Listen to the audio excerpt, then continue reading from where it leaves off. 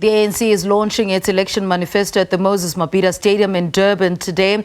Now let's cross to our reporter Samkele Maseko, who's at the stadium to give us a brief synopsis of what we can expect. Vusi Khumalo is also there with us. But let me start with Samkele. Samkele, a very good morning to you. Give us a brief synopsis of what we can expect from the election manifesto today.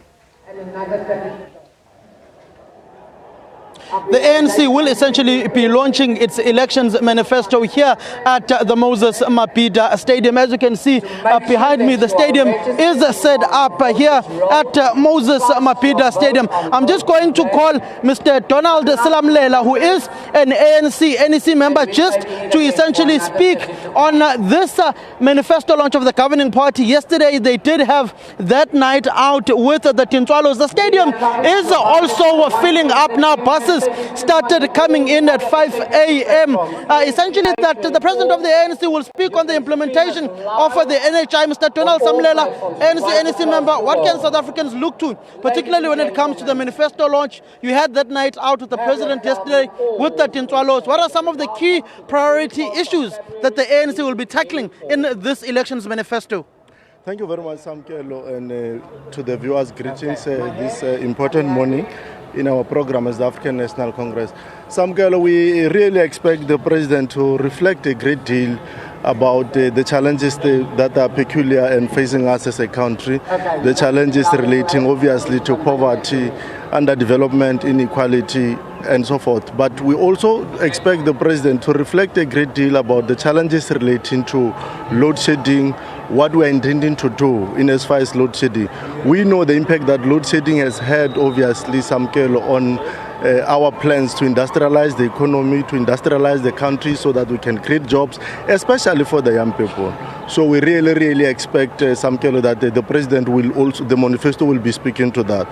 The manifesto, we also expect, of course, the manifesto, as I indicate, to speak a great deal about what we're intending to do in as far as creating jobs, in as far as relating to the challenge of crime and corruption, what we're going to be doing in combating crime and corruption. Of course, there are challenges relating to infrastructure, delivery, water, roads, and so forth. So we also expect that the president will also be reflecting on that as he'll be speaking to the people of South Africa. Mr. Selamolela, when you look at issues, you work very closely with the national organizer, Mr. Mdumanana. You go to areas here in KwaZulu-Natal such as KwaXimba, you go to Kwamashu, you go to areas such as Appelsport, in Umshwati, Ndwetwe, where Sikhezikelela comes from. Those areas are largely affected by water shortages. You go to areas such as Kwamapumulo in the Ndwetwe municipality, in the Mapumulo municipality, they are without water. Similar challenges are in areas such as Vembe in Limpopo, where you are a resident of in that particular province. You go to the Giyane water project. How are you resolving issues pertaining to bread and butter issues of the people? Water, the basic necessity of life. Hence I indicate, Samkele, that expect a proper reflection by the president.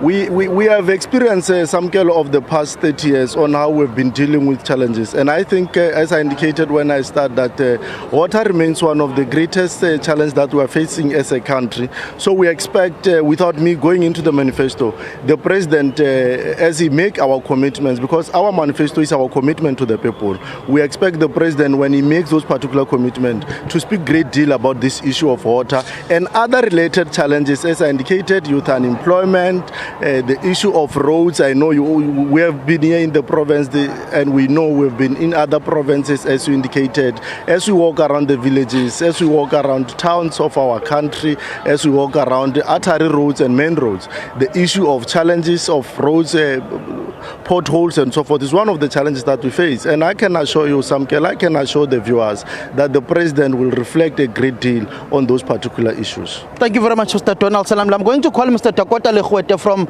ANC NEC member, but a former provincial secretary of the ANC in the Northwest Province. Mr. Lekhwete, Bukoni Bupirima.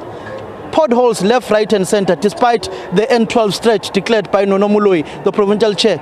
As the ANC, what can the people of the Northwest Province look forward to in this manifesto launch, looking at the myriad of challenges that province encompasses, particularly knowing that it is the platinum belt of the country where many of the mineral deposits are at? I got the thumbs up from you. Look, So far, the engineer Premier in the backstage, Northwest, do I have thumbs the up from you? Executive Council of the Northwest, as well as the police, Super. Crew has backstage, come up I've with a got thumbs program up of from them. Salirolo, which is part of resuscitating all service delivery aspects, including dealing with potholes, dealing with the challenges of water, dealing with the challenges of unemployment in that particular province. You would know, one of the biggest provinces. It's true that Northwest is one of the richest provinces in terms of natural endowment, but mines, including the Mining Council, have been failing our people. They commit on social labor plan when they want licenses, but they don't live up to them. Some of the commitments they make is to help municipalities with roads, to build swimming pools, to help learners with bursaries, but those things are not happening. And we expect the Department of DMR and through their inspectors to follow up on the Mining Council as well as the mining bosses to ensure that they respect and honor obligations they've made in their corporate social investment plans. When you look at the government, what are you ensuring to make sure that these mining houses adhere to their social responsibility and commitments of water provision in the various areas where they are mining and have mining deposits? Look, collaboration between mines and municipalities in areas where they work can assist us, because mines, most of them have got engineers, they have the necessary capacity that can assist some of the municipalities in terms of water. So that's what needs to be enforced. The law must just be enforced to ensure that mines comply with their corporate social investment plan so that they can assist local communities where they mine. It was like that before. Mines used to build townships, used to build sporting facilities. I don't know why they changed now. They've just become selfish and greedy. I know you're a very close ally of Kwatakwatunusa. Have you been there since you arrived in Natal? Where is that? Kwatakwatunusa. So you were there in Orlando, Uncle Tom's Hall, when the old man was there. No, I've never been there. There is no problem. Look, some of our comrades can leave the movement, but they must know, once they've left the movement, they are the opposition. We must contest each other, and the ballot will be the final arbiter on the election day, come the 29th of May. Thank you very much, Mr. Takota Lekgote. That is ANC NEC member, Mr. Takota Lekgote. But I am not alone. I am with my other colleagues, and Ntantla Kgatlana will also be bringing you the latest from those ANC members also now trickling into the stadium. We've also got Vusi Khumalo, our colleague who is in and around the vicinity of the Moses Mabhida Stadium, tracking those ANC NEC members and also ANC members and supporters coming into the stadium. We've seen the president of the ANC, Cyril Ramaphosa, and the Secretary General yesterday evening in the Tintwalo's engagement saying that Maihlome Ihlasele, now they are going after their enemy Ababasabi and they want to go to the elections. The last time the ANC launched its manifesto here at the Moses Mabhida Stadium was in 2019. After that specific election, they got 57% of the electoral vote, but the ANC from 94 going towards 1999 and subsequently towards 2004, they were on an upward trajectory. The last time they received a 2/3 majority was with former President Mbeki in 2004 in those particular elections. Subsequent to that, in 2009 they saw a drop. In 2014 they saw a drop. 2016 it was a drop. 2021 it was a drop as well in the local government elections. They have been facing an electoral decline. The last increase in ANC support base and votes electorally in percentages was with former President Mbeki, but with former President Zuma in 2009, they got the highest number of votes, where the ANC scored over 11 million votes during former President Zuma's tenure in 2009. But that was linked with the formation of COPE, which entered the electoral fortunes then and got over 30 seats in parliament, eating into the ANC's electoral base, which the ANC in that particular election in 2009 had a research paper which spoke about the to syndrome, which we will speak about as the day progresses. All right, thank you so much there to Samkele Maseko. Now from one end of Moses Mabhida, let's head to Vusi Khumalo, who's also at the stadium. Vusi, a very good morning to you.